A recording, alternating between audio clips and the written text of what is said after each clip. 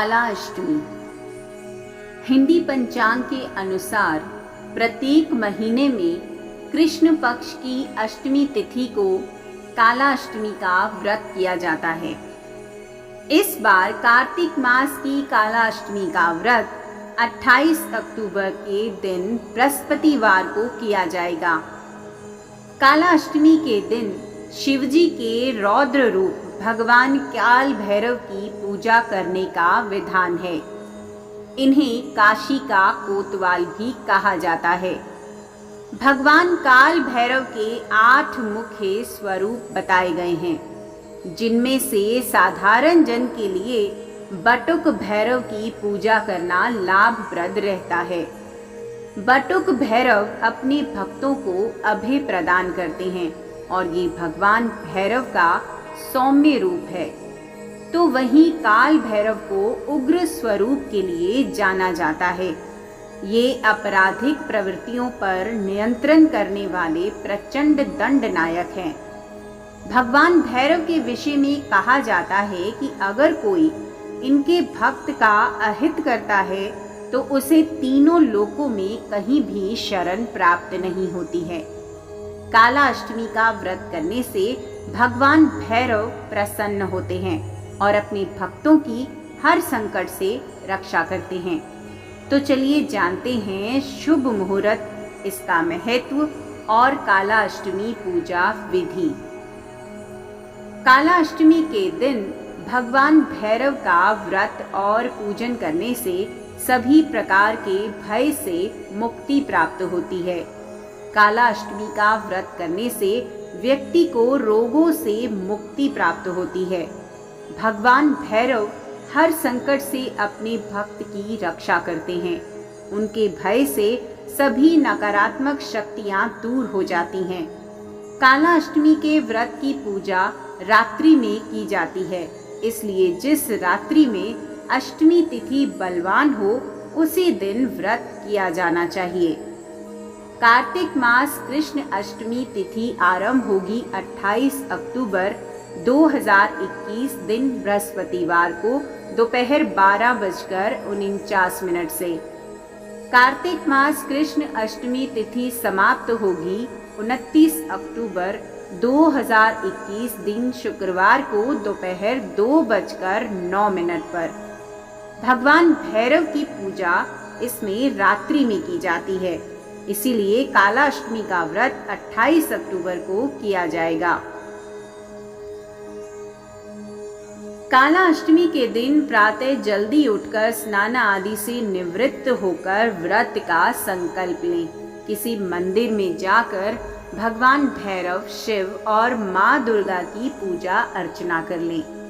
अगर मंदिर में नहीं तो आप अपने घर में भी इन सब की पूजा कर सकते हैं। भगवान भैरव की पूजा रात्रि के समय की जाती है, इसलिए रात्रि में पुनः भगवान भैरव का पूजन करें।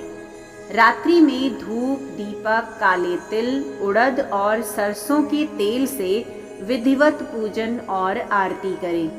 भगवान भैरव को गुलगुले यानी गुड़, आटे आदि से बनी हुई मीठी पूरी, हलवा या जलेबी का भोग लगाना चाहिए।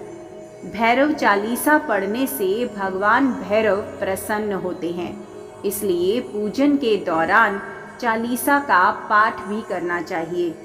पूजन के बाद भोग लगी चीज़ों में से काले कुत्ते को भी खिलाना चाहिए या फिर कुत्ते को मीठी रोटी खिलाएं, क्योंकि कुत्ते को भगवान भैरव का वाहन माना गया है। काला अष्टमी व्रत कथा। हिंदू पौराणिक कथा के अनुसार हिंदू कैलेंडर में हर माह आने वाली कृष्ण पक्ष की अष्टमी तिथि मासिक काला अष्टमी पर्व के रूप में मनाई जाती है। यह अष्टमी भगवान भैरव को समर्पित है तथा इसे काला अष्टमी भी कहा जाता है। यह तिथि भगवान भैरव से असीम शक्ति प्राप्त करने का समय मानी जाती है, अतः इस दिन पूजा और व्रत करने का विशेष महत्व है। काला अष्टमी की एक पौराणिक कथा के अनुसार एक बार की बात है कि ब्रह्मा, विष्णु और महेश इन तीनों में श्रेष्ठता की लड़ाई चली। इस बात पर बहस बढ़ गई कि सभी देवताओं को बुलाकर बैठक की गई। सबसे यही पूछा गया कि श्रेष्ठ कौन है। सभी ने अपने अपने विचार व्यक्त किए और उत्तर खोजा, लेकिन उस बात का समर्थन शिवजी और विष्णु ने तो किया, परंतु ब्रह्मा जी ने शिवजी को अपशब्द कह दिए। इस बात पर शिवजी को क्रोध आ गया और शिवजी ने इसे अपना अपमान भी समझा। शिवजी ने उस क्रोध में अपने रूप से भैरव को जन्म दिया।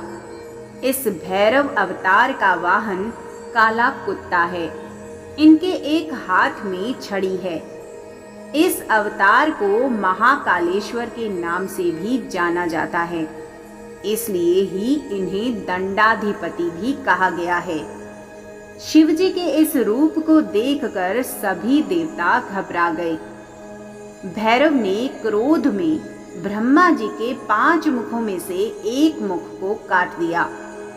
तब से ब्रह्मा जी के पास 4 मुख ही हैं। इस प्रकार ब्रह्मा जी के सिर को काटने के कारण भैरव जी पर ब्रह्म हत्या का पाप आ गया।